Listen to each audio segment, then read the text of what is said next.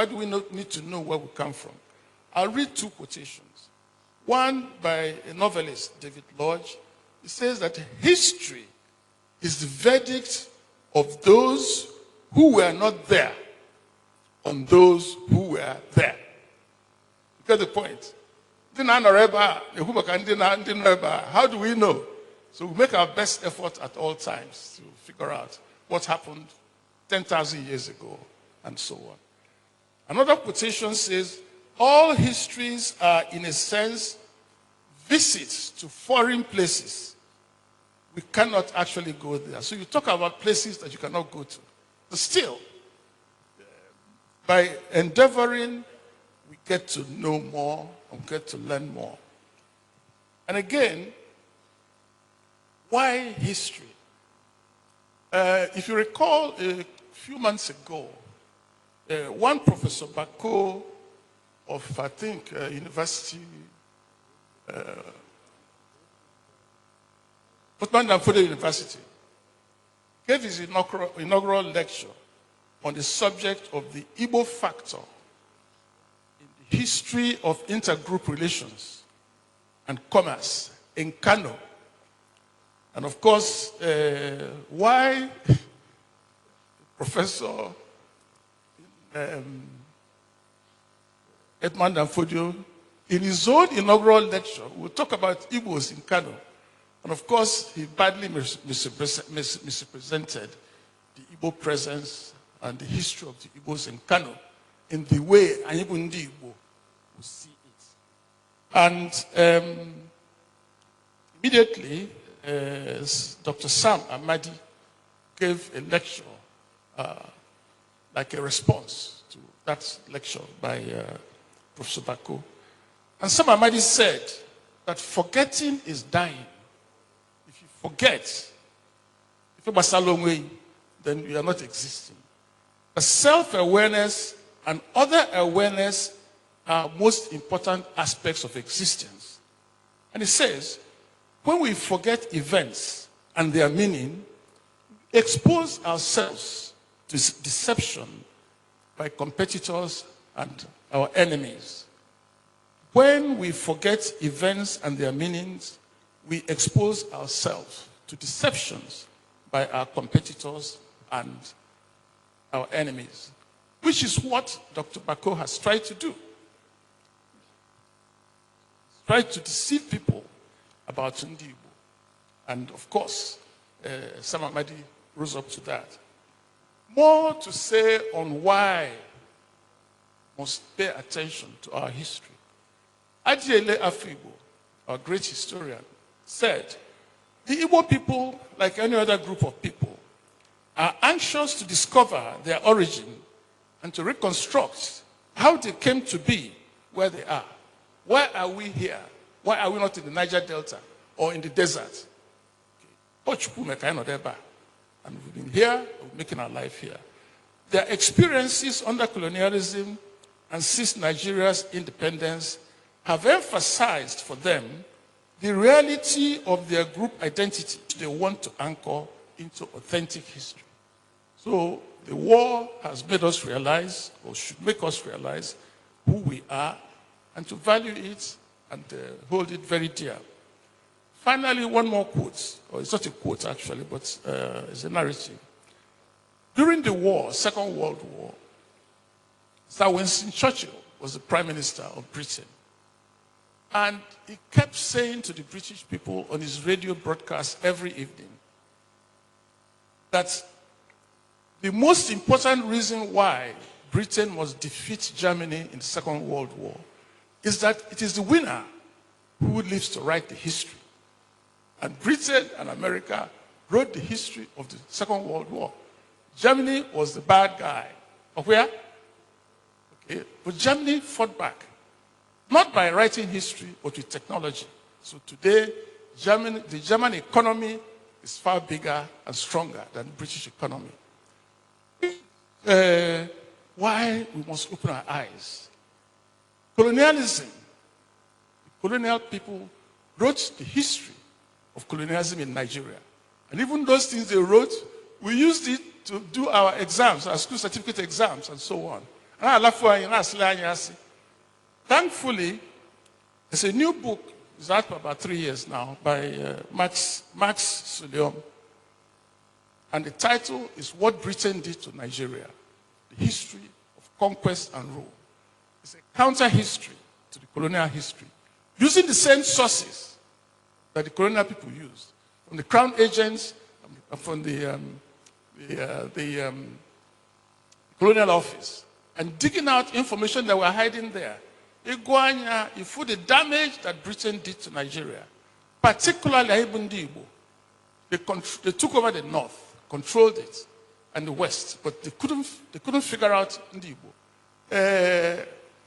Asaba, Ekumeku, Ekumeku, na Nyoma, they couldn't figure it out.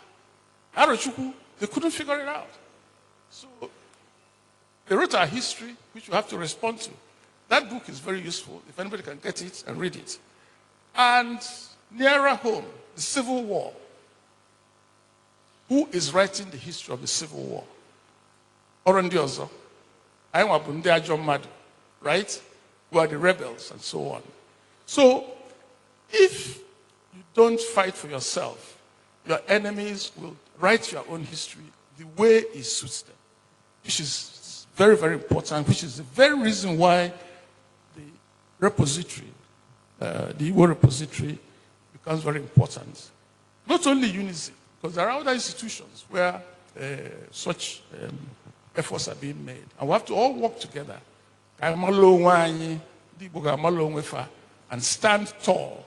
And what we're going to talk about today will show you what Igbos were compared to Ndiozo. So, the origin of Igbo, there are three broad hypotheses. Okay? The Vice Chancellor mentioned one of them already, the autochthony hypothesis, which says that Chukwu Kalundi Igbo, where we are today, now either Eri or whatever name we call it, Chukwu Zidatalia, I became the father of Ndi Igbo, where we are today. Yorubas have their own equivalent, that's Ududuwa in Ueda, but we know where Ududuwa came from, and they know where Ududuwa came from. I will address a bit of that today. So that is one theory about the origin of Igbo. And the antiquity of Igbo tend to support that theory in some way. The second hypothesis is the internal migration hypothesis that says that Igbo were at some stage, that is thousands of years ago, at the confluence of the Niger and the Benue around Lokoja. And that Igbo, and the Yoruba, and the Edo, Bini, the Jukun were all one people until the point with discovery of iron and all of that, the Sebohu, and then they migrated to where they are today. As a second theory. And people like Richard Henderson, people like Okonkwo, proposed that theory. Then, of course, the external migration theory that says that Igbo see either Egypt or Israel. I think they say more about Israel. And people like Basden, G.T. Basden, and Bon Eluwa, B.O.N. Eluwa, hold that theory. But we shall show with the studies of modern scholarly approach, modern scholarly research, discount this hypothesis. Because someone like Catherine Achalon actually has stated with good reason that Igbo actually predates Egypt and Israel. So you cannot originate from where you predate. Maybe it could be the other way around. So those are the three hypotheses. Now, whatever the hypothesis one believes in, one thing is very clear. The antiquity of Igbo, established. Now, pottery earthen pottery from around 3000 BC, 3000 BC, have been excavated at Nsukka in 1970. Earthen pottery. That iron smelting at Nsukka and Afikpo existed, that is, smelted iron had been excavated with carbon testing to be as old as 750 years BC and 2000 years BC. Opi, 750, and Leisure, 2000 BC. And of course, we now know about the Igbo bronze and artifacts which were excavated in our present generation, which date as far back as to the 9th and 10th century AD. Ife is 12th and 13th century, and Benin is 14th century. So the Igbo artifacts are older than Ife and Benin. So that's why I said earlier on, Nsukka and Afikpo were probably at the beginning of the Iron Age. At the beginning of the Iron Age, from the Stone Age to Iron Age, which is why Nnamdi Azikiwe went back to the foundation of iron technology and set up a university there.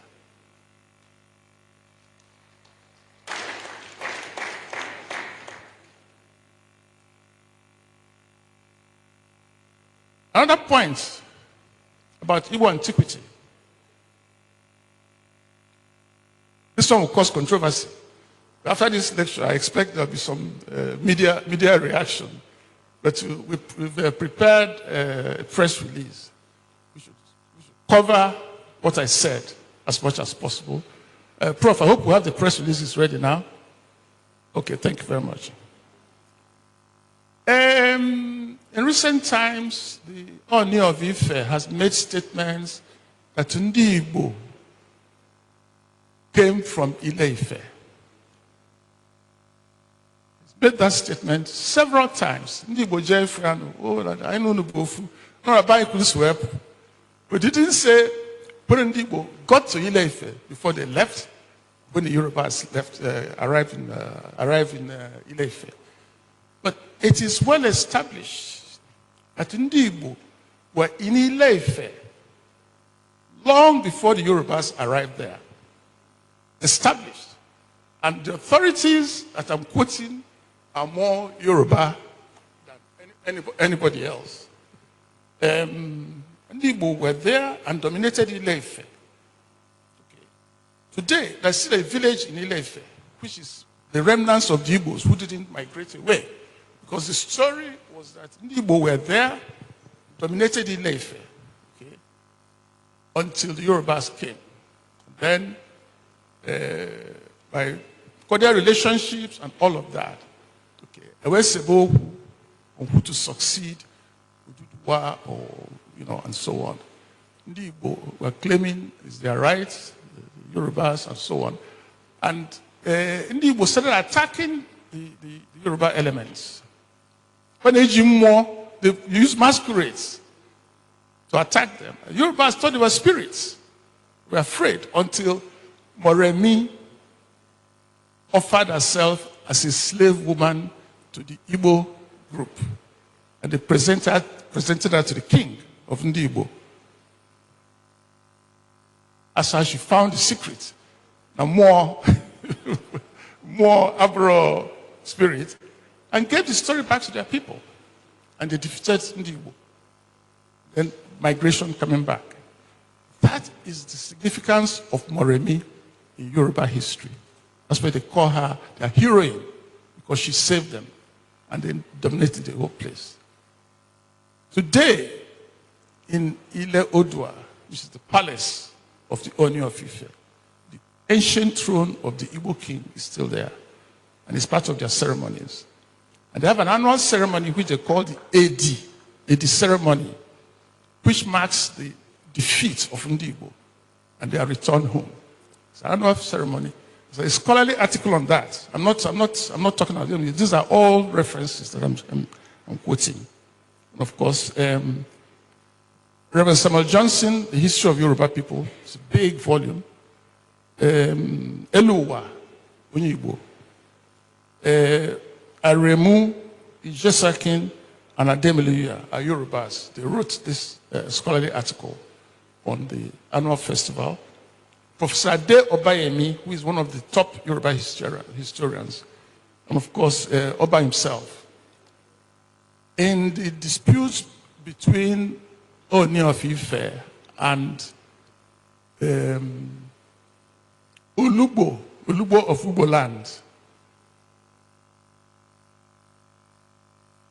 Ife people claim that Moremi is their heroine. Olubo said she's a traitor, that she was one who revealed the secret that led them to get away, and that Ugbo were in Ile-Ife before the Yorubas arrived.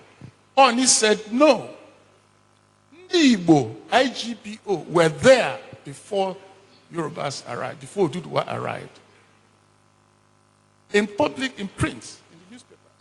So what is the difference between Ugbo and Igbo? That's for another discussion, another time. But Ugbo, which is in Okitipupa in Ondo State, are probably part of that Igbo movement that left Ile-Ife. Kana Agazi, they stay on their own, and so on and so forth. So to summarize on the Igbo history, before we go into Onitsha, it's clear that according to Katin Acholonu, that Ndi Igbo had existed as far back as 11,000 years BC. And that was 7,000 years before the first king of Egypt, who was a black man. So you can figure out where he came from. Secondly, we've talked about Nsukka and Afikpo, and they support the autochthony hypothesis. Then, of course, the internal migration suggests that Igbo, Yoruba, Edo, Jukun, and so on and so forth had an ancestral connection before they broke away. And if they did, why don't you go back and reestablish that connection? Because in Nigeria today, only open and actual one near.